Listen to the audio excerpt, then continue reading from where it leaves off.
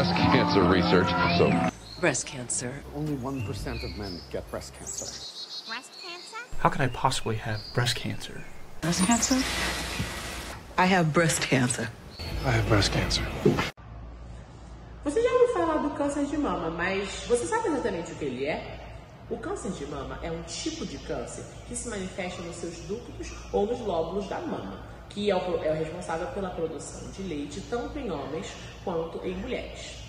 Quando falamos de câncer de mama, falamos de um câncer maligno. O que é um câncer em si? Um câncer em si é uma reprodução, uma multiplicação de células cancerígenas de forma descontrolada, ou seja, ela se reproduz de forma anormal. E essas células se juntam e formam um tumor, que a gente geralmente consegue perceber fazendo um autocuidado. Porém, tudo tem que ser recomendado e falado com um profissional da saúde. Depois que a gente fala de câncer, nós podemos falar de quanto ele é comum no Brasil e quanto ele é comum no mundo. O câncer de mama é o câncer mais comum, tanto no Brasil quanto no mundo, em mulheres. Mas pensamos que não, mas porém pode afetar também os homens. Os homens também passam pelo processo do câncer de mama e até trouxemos um entrevistado no nosso documentário que vai falar um pouquinho melhor para vocês como que é o câncer de mama em homens. E, falando disso, posso trazer uma boa notícia. O câncer de mama é o câncer que tem mais chances de cura se descoberto cedo. O câncer de mama ele se manifesta no corpo de diversas formas. Uma delas é o nódulo que aparece nos nossos seios. Em segundo lugar, a gente pode falar também da nossa pele, que fica áspera. A gente geralmente chama de pele de laranja. E também pode acontecer de sair secreções anormais dos nossos seios. Também tem o caso da dor e do inchaço, que pode acontecer em alguns casos. E por última fase, a gente tem a metástase, que é quando as células cancerígenas se juntam em outros órgãos. O índice de mortalidade por câncer de mama no Brasil tem aumentado, com taxa subindo de 9,4% para 17,5% por 100 mil habitantes entre 2000 e 2022.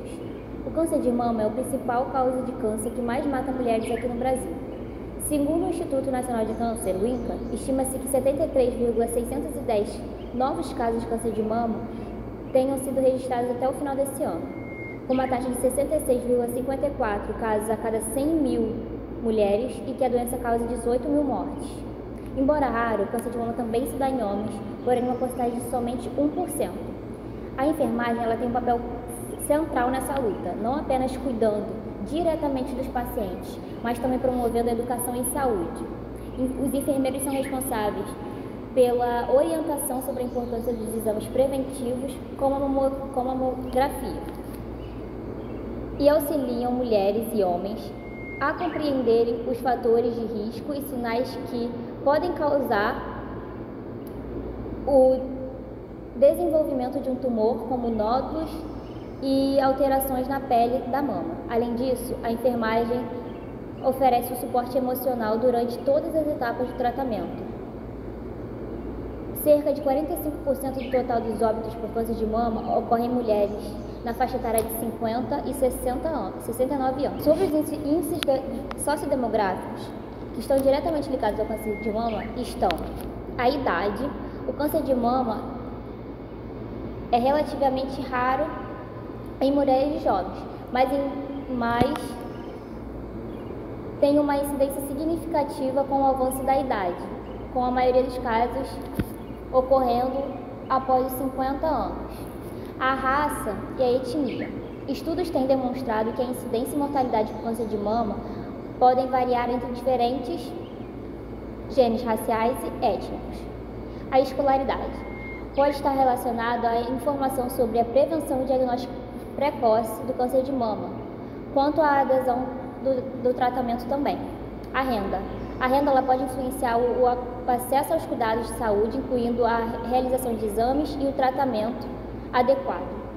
E o acesso à saúde. O acesso a serviços da saúde, incluindo a disponibilidade de especialistas e terapias diagnósticos e o tratamento, podem afetar os resultados para pacientes com câncer de mama no Brasil. Índice de mortalidade em homens. O diagnóstico tardio em homens é um fator que contribui para a mortalidade, pois o câncer de mama em homens é frequentemente detectado em estágios avançados, isso devido ao estigma e à negação do diagnóstico. Isso compromete a busca por tratamento adequado, favorecendo o avanço da doença e e, consequentemente, aumentando o risco de mortalidade. Em 2020, foram registrados 207 óbitos em homens por câncer de mama no Brasil. Apesar dos casos serem mais raros, representam 1% do total. Estima-se que cerca de 230 homens morram por ano no Brasil devido a este tipo de câncer. Contudo, a ocorrência dessa neoplasia no Brasil tende a aumentar em função da má qualidade de vida e pela dificuldade em efetivar o diagnóstico precoce. A incidência é mais comum em homens mais velhos, com um pico de casos geralmente ocorrendo após 50 anos de idade. Oi.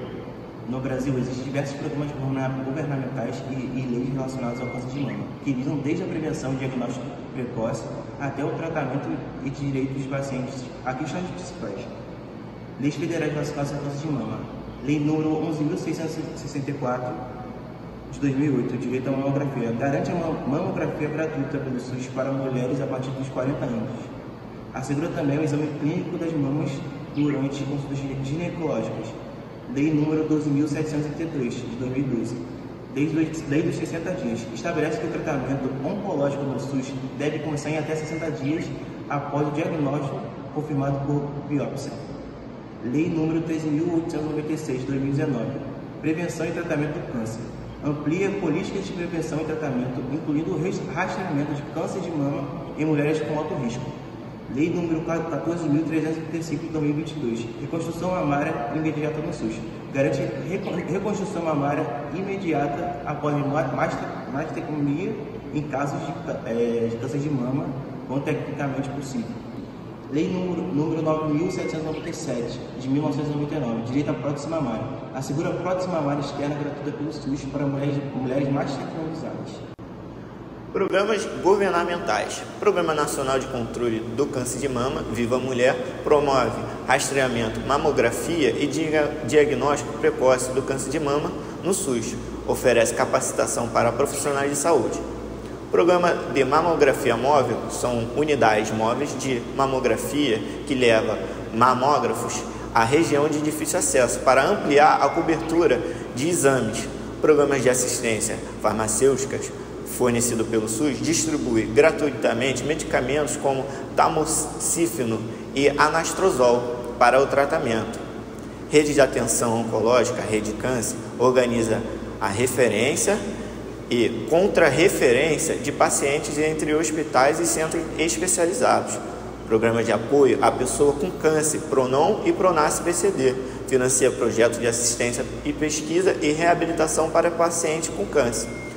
Os direitos dos pacientes com câncer de mama, além de programas, as pacientes têm direito garantido por lei, saque do FGTS, PIS/PASEB, em caso de estágio avançado, auxílio doença, aposentadoria por invalidez, pelo INSS, a isenção de imposto de renda sobre aposentadoria e pensão, tratamento fora de domicílio, TFD, custo de transporte e hospedagem para tratamento em outra cidade, prioridade em processos judiciais e serviços públicos. Lei número 12.008 do ano de 2009. Agora eu vou falar sobre a prevenção do câncer de mama. A prevenção do câncer de mama pode ser feita de diversas formas, como uma prática de atividade física, uma vida que tem atividade, pessoas mesmo que acima dos 40. A atividade física é importante para poder prevenir. Uma alimentação rica em nutrientes, rica em vegetais.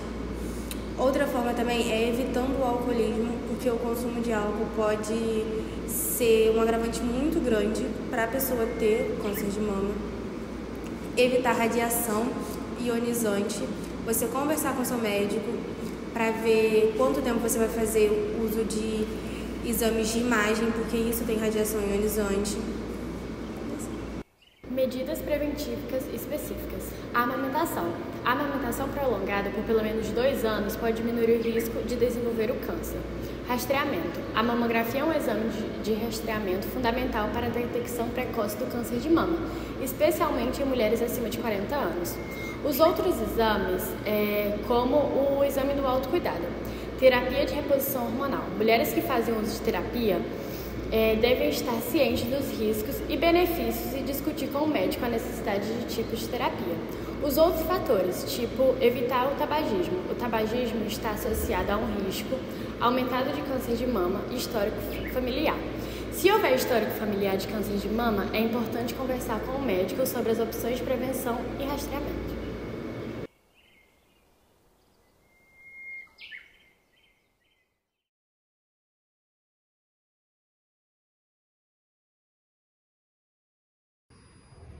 Olá, meu nome é Lauro Valente, tenho 36 anos. Fui convidado para um projeto de humanização e saúde da Uniswan para falar um pouquinho sobre minha trajetória com câncer de mama. Eu fui diagnosticado com câncer de mama dia 1º de agosto de 2024, através do autotoque. Eu costumo dizer que o câncer ele não atinge apenas o corpo, mas ele atravessa a nossa alma, ele invade as nossas rotinas. E ninguém caminha sozinho pelo câncer. Apesar da dor ser individual, o caminho ele é coletivo. Então, através da equipe que está toda por trás disso, né, equipe multiprofissional, através da sua fé, amigos, familiares, né, isso é tudo um ponto muito positivo. A minha mãe ela teve câncer de mama por 3 vezes, hoje ela é curada, graças a Deus. O tratamento ele teve consequências, né? Ele tem consequências. Ele tem os efeitos colaterais da quimioterapia, radioterapia, hormonoterapia. Então são as etapas que a gente passa pelo processo do câncer, né? E cada corpo reage de alguma maneira. Ao receber o diagnóstico, eu tive um baque assim de primeira, né? Porque receber um diagnóstico de câncer não é fácil. Mas ao mesmo tempo eu tive muita fé. Confiei muito em Deus, eu tive muito apoio dos meus familiares, dos meus amigos, muito apoio do hospital. Então, eu consegui ter um apoio tão grande que eu sempre pro lado positivo. Nada me trouxe para baixo, nada me levou para baixo assim no quesito tratamento. Eu posso dizer que um desafio que eu passei durante todo esse período foi a questão da autoestima. Porque um dos efeitos colaterais da quimioterapia é a queda de cabelo, a queda dos pelos do corpo em si, né? Sobrancelha, barba, cílios, o inchaço, a coloração da pele muda. Então isso mexe muito com a autoestima da gente. O câncer ele não impactou na minha vida pessoal. Eu encontrava amigos, passeava, ia para academia. Ele impactou na questão profissional, porque eu sou enfermeiro, então eu tive que ser afastado do trabalho justamente pelo hospital ser uma área muito contaminada. Então eu preciso de estar 100% para poder retornar ao trabalho. Eu tive muito apoio emocional lá no hospital, inclusive, com os psicólogos de apoio, né? Tive também o apoio dos meus amigos, familiares, a minha fé, né? Isso tudo me ajudou bastante. Hoje eu me sinto muito feliz por Deus me dar essa oportunidade de poder reviver, né? Renascer, de enxergar cada processo, de cada volta do meu corpo. Isso é muito bonito de se ver, sabe? É muito gratificante e emocionante. Eu faço acompanhamento com oncologista e também faço acompanhamento com mastologista, né? Faço exames também, porque agora a gente precisa de ter um controle, uma rotina de controle, né? E eu fiz o tratamento no hospital no qual eu trabalho. Então eu tive muito apoio de todos do hospital, eu sou muito grato. O hospital é 100% SUS. Eu não tive problemas nenhum em relação ao meu tratamento. Eu só tenho a agradecer a toda a equipe e a Deus por tudo que eu passei com eles e que eu venho passando, na verdade, né? E eu quero deixar um recado, né? Que os homens muitas vezes eles têm uma fragilidade frágil, né? Então fica mais difícil do cuidado mesmo, né? Então o que eu posso passar para todos os homens, né? Fazer o autotoque, descobrir o seu corpo, conhecer o seu corpo, ele não te deixa menos homem por isso, né? E quanto mais rápido a gente buscar sinais no nosso corpo e ajuda médica, tudo fica mais fácil. Então, a gente pode fazer o autotoque no banheiro, deitado, na hora do banho.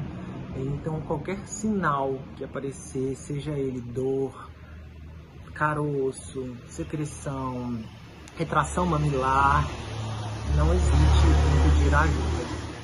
Deixo um grande beijo e espero ter contribuído um pouquinho com a minha história. Tchau. Olá, meu nome é Uzileia, eu tenho 47 anos, sou enfermeira, estou aqui para participar de um projeto em humanização em saúde da Uniswan. Trabalho em oncologia há aproximadamente 25 anos. Costumo dizer que não fui eu que escolhi a oncologia, foi a oncologia que me escolheu. Eu trabalho com diagnósticos de câncer de mama, tanto em homens quanto mulheres, em várias fases de tratamento, cirúrgico, pré- e pós-quimioterápico, pré- e pós-radioterápico, pacientes que estão em fase bastante avançadas ou pacientes em fase terminal. Trabalhar com câncer, né, a própria palavra câncer, tem um peso de morte muito grande, então não é qualquer diagnóstico, é um diagnóstico que traz sequelas, né, emocionais muito grandes, não só para paciente, mas para todos os seus familiares e amigos. A enfermagem, ela tem um papel fundamental na prevenção, não só dentro do hospital, mas fora do hospital, né, na comunidade, nas escolas, na igreja, alertando as pessoas sobre o diagnóstico precoce. Quanto mais precoce o diagnóstico do câncer, maior é a chance de cura. E a enfermagem, ela tem essa voz, né? Ela tem esse papel diante da sociedade. Trazer uma informação de qualidade para as pessoas. Então, um caso que marcou muito a minha vida profissional foi o caso de uma paciente com aproximadamente 35 anos a 40. Ela fez a cirurgia conservadora, fez um esvaziamento axilar. Era uma paciente saudável, bonita, com um físico bastante atraente, e aproximadamente de 1 ano a 2 anos ela retornou com complicações da doença, e quando ela retornou, ela estava com uma aparência física completamente diferente. Então, o câncer, ele tem esse poder de mudar a aparência física, né, das pessoas, e isso mexe conosco, não só como profissionais, mas como seres humanos. E esse foi um caso que mexeu comigo quando eu entrei na enfermaria, e ela falou: "Oi, enfermeira, lembra de mim?" E eu não lembrava dela. E quando eu fui buscar no prontuário, eu lembrei quem era Márcia, e quando eu olhei para ela, não era a mesma Márcia que eu conhecia. E isso mexeu bastante com o meu emocional, porque, querendo ou não, nós, né, enquanto seres humanos, fazemos essa transferência. E se fosse eu? E se fosse minha irmã? E se fosse a minha mãe? Né? E isso traz um sofrimento emocional. Os avanços que eu tenho percebido ao longo dessa trajetória são avanços negativos e positivos. Os avanços negativos são pacientes cada vez mais novas adentrando ao hospital com diagnóstico de câncer de mama. Há 20 anos atrás, recebíamos pacientes com 40, 50, 60. Hoje, recebemos adolescentes diagnosticados com câncer de mama. E avanços positivos são em relação à tecnologia, né? Recebemos medicamentos que tratam tipos de câncer que não eram tratáveis, né? Que não eram fáceis de ser tratado, como o Herceptin, é um exemplo, né? Que trata pacientes com câncer de mama HER2 positivo. Um conselho que eu dou para quem quer trabalhar com oncologia é que faça especialização em oncologia ou residência em oncologia depois da graduação, e que tenham certeza que vão ter condições emocionais para trabalhar com esse tipo de diagnóstico, que tenham também não só especializações, mas que tenham empatia, que tenham sensibilidade com a dor do outro, porque quando vamos tratar um paciente com diagnóstico de câncer, não é só com a medicação, mas tratamos também com um sorriso, com um abraço, com uma empatia, reconhecendo que é um diagnóstico que tem um processo de tratamento muito difícil e complicado e que somos parte desse tratamento enquanto profissionais.